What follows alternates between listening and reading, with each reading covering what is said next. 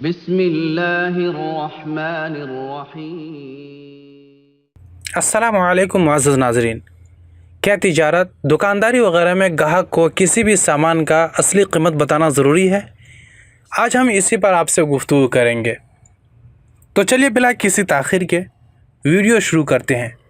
لیکن ایک بات میں آپ کو بتا دوں کہ ویڈیو کو مکمل دیکھا کیجیے، کیونکہ یہ مسئلہ مسائل سے متعلق ویڈیو ہوتا ہے، اور اگر آپ آدھی ادھوری ویڈیو دیکھیں گے تو مسئلہ سمجھنے کے کچھ تو سمجھیں گے کچھ، اس لیے ویڈیو کو مکمل دیکھا کیجیے۔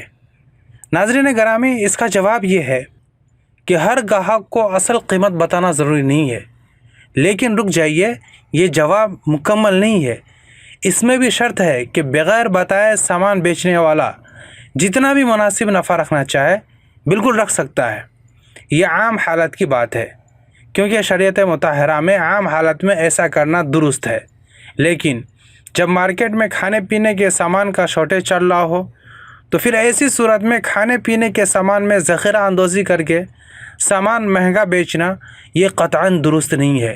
اور آج کل کے ماحول اور معاشرے میں ہمارے یہاں یہ بالکل عام ہے کہ ہر دکاندار، الا ماشاءاللہ کوئی دکاندار ایسا نہ کرتا ہو، لیکن اکثر دکاندار یہ کرتے ہیں کہ کھانے پینے کے سامان میں مثلا آٹا وغیرہ جب دیکھ رہا ہو کہ اب جو ہے یہ ختم ہونے والا ہے تو اس کو جو ہے روک کے رکھ لیں گے، اور جب وہ آٹا وغیرہ، چینی وغیرہ، کھانے پینے کا سامان جب مہنگا ہوتا ہے پھر اس کو مہنگے داموں میں بیچنے کی کوشش کرتے ہیں۔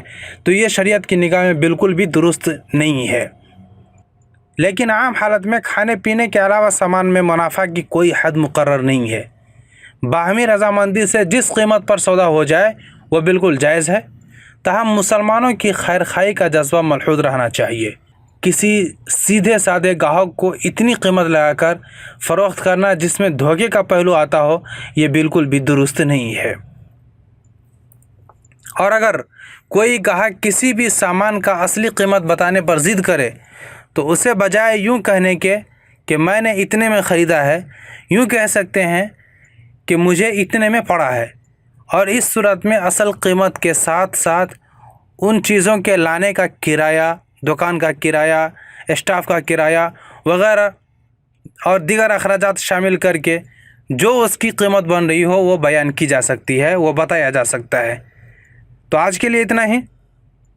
مجھے امید ہے کہ آپ کو یہ مسئلہ سمجھ میں آ گیا ہوگا۔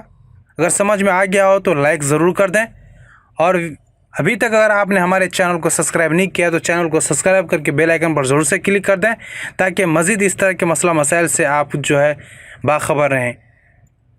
آج کے لیے اتنا ہی، ملتے ہیں پھر کسی نئے ویڈیو کے ساتھ، تب تک اپنا بہت سارا خیال رکھیے گا۔ فی امان اللہ۔